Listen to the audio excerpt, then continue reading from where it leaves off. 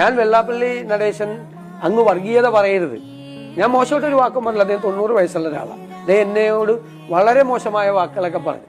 എന്റെ നിയോജക മണ്ഡലത്തിൽ 52% ഈഴവ വോട്ടുള്ള ഒരു നിയോജക മണ്ഡലത്തിൽ നിന്നാണ് ഞാനത് ആ സമുദായത്തിന്റെ നേതാവിനോട് ഞാനത് പറഞ്ഞത്. റിസ്ക് ഉണ്ട്, പേഴ്സണൽ റിസ്ക് ഉണ്ട്.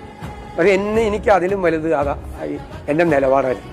അതിലും വലുത് എന്നോട് ഒരുപാട് പേര് പറഞ്ഞു ഇത്രയും കട്ടിക്ക് പറയല്ലേ എന്ന്. ഞാൻ ഒരു വർത്തമാനം കൂടി പറഞ്ഞു. തെരഞ്ഞെടുപ്പിന്റെ മൂർധന്യത്തിൽ തെരഞ്ഞെടുപ്പ് ആവുമ്പോൾ ഞങ്ങളുടെ കയ്യിൽ വോട്ട് ബാങ്ക് ഉണ്ട് എന്ന് പറഞ്ഞ് ചിലർ വരും.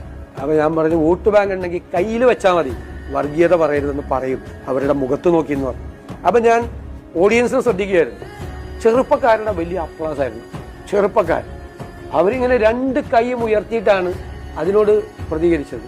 ഇപ്പൊ ഞാൻ കരുതുന്നു കേരളത്തിലെ ഒരു ചെറുപ്പക്കാരുടെ വലിയ ടേൺ ഔട്ട്